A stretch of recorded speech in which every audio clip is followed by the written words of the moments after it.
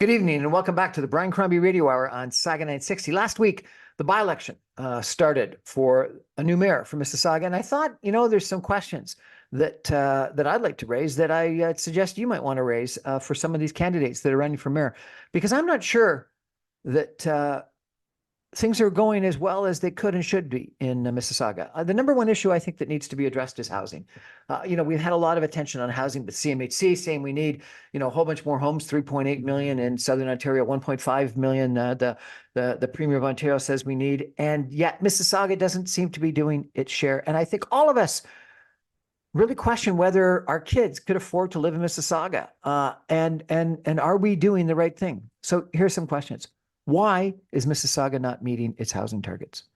Why did we lose out on $25 million worth of provincial funding a couple of weeks ago because we weren't meeting our housing targets? Why did we almost miss out on substantially more money from the infrastructure facility from the federal government because we weren't changing zoning appropriately? And then why did we end up, having to really do something that I think was sort of undemocratic and use Premier Ford's super mayor's powers to actually get it passed because council objected? And is that really democratic? Is that really right? Or is it that council really has something going wrong with it such that we couldn't actually change those zonings the way that the government, Liberal, the provincial government, Conservative, and governments across Canada and cities across Canada are doing? Why are we different in Mississauga? And is it right or is it wrong? The city wants all the height and density to be around Square One in downtown Mississauga. And yet in Toronto and Vancouver and cities around the world and cities across Canada, they're spreading out the density and they're making it around different transit nodes. And they're allowing that density because they don't want to have all of that density and all of that height in one spot. They want to actually distribute it. Why is Mississauga doing something differently? And we had this downtown 2021 vision that doesn't seem to have come to pass. Not much, if anything, has happened. We built a lot of condos, but we haven't built that downtown core that the city was talking about for almost 2 decades. Why?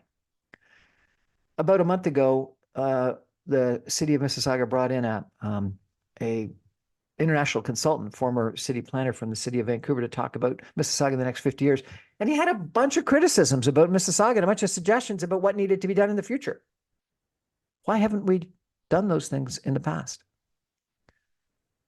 Do the current councillors agree with what that city planner was criticizing Mississauga in the past and suggesting needed to happen in the future? Do the current city councillors that are running for mayor take any responsibility for what Mississauga has planned, it would appear, inappropriately in the past, and and support what the province, the federal government, I think most people that think there's a housing crisis in Canada would suggest needs to be done going forward in the future. So number one, housing. Number two, affordability. We've just put in tax increases that are above inflation for the last number of years. Cities around the world are attacking bureaucracy, attacking red tape, attacking spending, at least investigating, if not attacking it.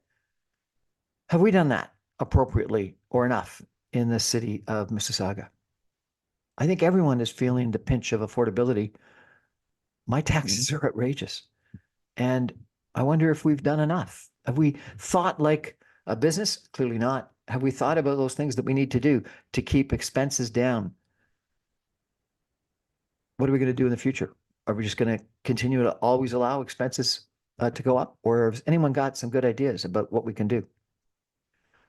Vision. I think that in the past, we had a vision for Mississauga and we built UTM, or at least attracted it to Mississauga. We attracted Sheridan College and it became a university. We attracted and built the Living Arts Center and got the community to fundraise for it. The Hershey Center, now the Paramount Center. There's a lot of things of lasting value that we built in Mississauga. What have we built of lasting value in the last couple of years in Mississauga? Why is Riverwood a hidden gem when it could be and should be equal to Stanley Park or Central Park? Why are Britannia Farms still vacant? You've got this 200-acre plus agricultural land right in the middle of Mississauga, and it's fenced off, and we can't access it. How come we can't combine and connect the lakefront to the river valley that the Humber River is done, the Don River is done. Every other major sort of river around the Greater Toronto Area has done, but for some reason the Credit River we can't do. And there's other things, like 1 Port Street, gorgeous, huge warehouse on the lakefront that if it was Granville Island or in Lonsdale Quay in North Vancouver or in downtown Toronto or in Halifax or Fisherman's Wharf or San Francisco or Seattle, example after example, we would do something spectacular with it. But we use it for boat storage. Clark Hall, the Port Credit facilities. Are we building things of lasting value that create the heart for Mississauga? And if not, why not? And if you want to run for mayor, what are those visions that you've got? Transit. The province has recently announced funding for all-day two-way go on the Milton-Mississauga line. How come we haven't done it already? What are you going to do to make sure that it gets done? We've been talking about it for 2 decades. It has got the 8-to-1 best benefit to cost ratio of any transit project in all of the Greater Toronto Area, but it still hasn't been done. Why not? What are you going to do to make it happen?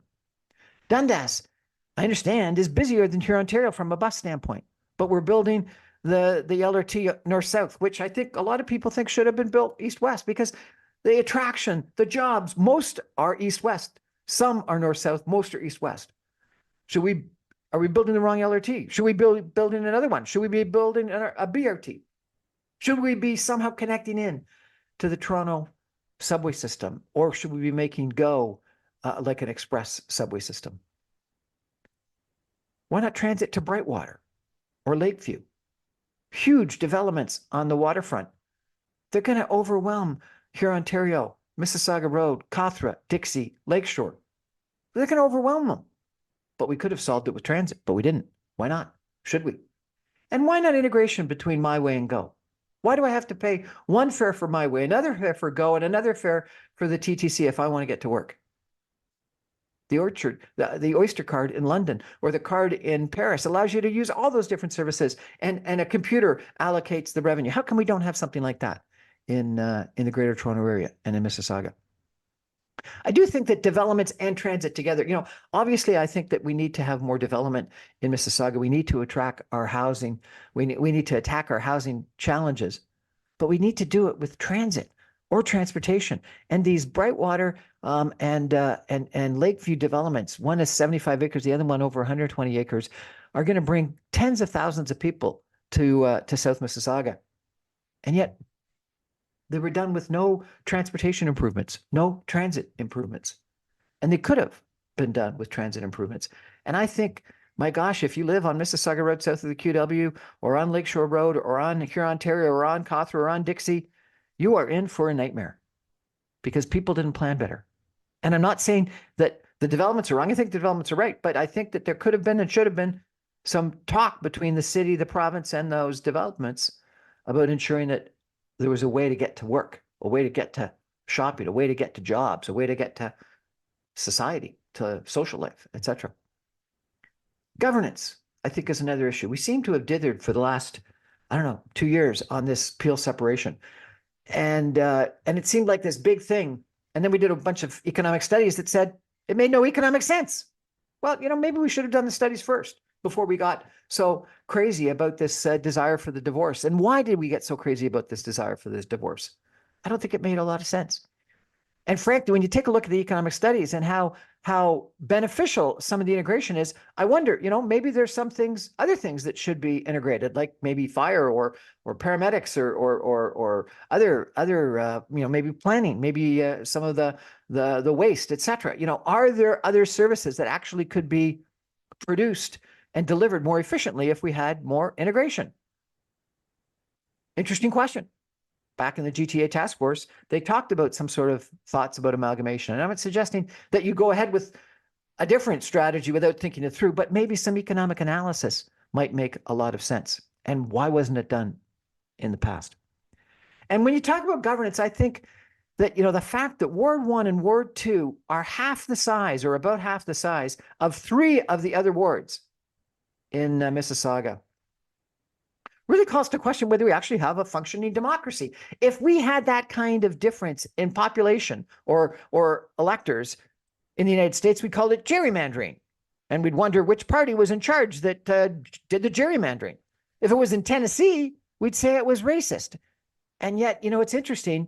If you take a look at the ethnicity, if you take a look at the age, if you take a look at the demographics of those two wards that are the smallest, you got to wonder why, frankly, a vote in Ward 5, around Square One, etc., Ward 10, Ward 11, is worth half of a vote of the more wealthy people in Ward 1 and Ward 2. I don't think it's democratic. And we should change it. But yet, council has been confronted with this and it hasn't changed it. We have a regulation federally that they have to be adjusted over time. Why not do something in Mississauga to become more democratic? And I think that the last issue I want to raise is crime and public safety. I think there's been a raft of burglaries. There's been a raft of carjackings. There's been a raft of gunshots in Port Credit. Maybe not a raft. That might be extreme. I apologize for saying that. There's been a few more than ever should be justified. What's gone wrong? Is there something wrong with our community, our police force, our police commission, the people running the Peel Police? Should we be having more community policing? What is it that has caused this rash, this rage, this wave of crime? My neighborhood is going nuts because of all the burglaries. What is it? What's going wrong? I think we got to sit back with this mayoralty election and ask some tough questions. Are we on the right track? And if we're not, should we be asking the same people that have done this in the past on council to run it again?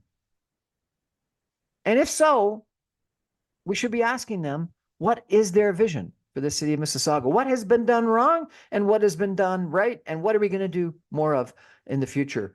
Or what is your vision for the city of Mississauga? By-elections are a great time to do that. You think about the city of Toronto by-election going from John Tory to Olivia Chow. Massive change in politics. And I may or may not agree with that change. But you know what? It's a good change. And people got excited about it. And people are rallying around Olivia Chow. And change is good. Anyway, some questions to think about, ponder, and ask. Thanks. Good night, everybody. Thanks for joining me on the Brian Crombie Radio Hour at Saga 960. I remind you I'm on every Monday through Friday at 6 o'clock on 960 AM. You can stream me online at www.saga960am.ca. All my podcasts and videos are available on my website, briancrombie.com, as well as on social media. And please subscribe to my YouTube channel. Good night.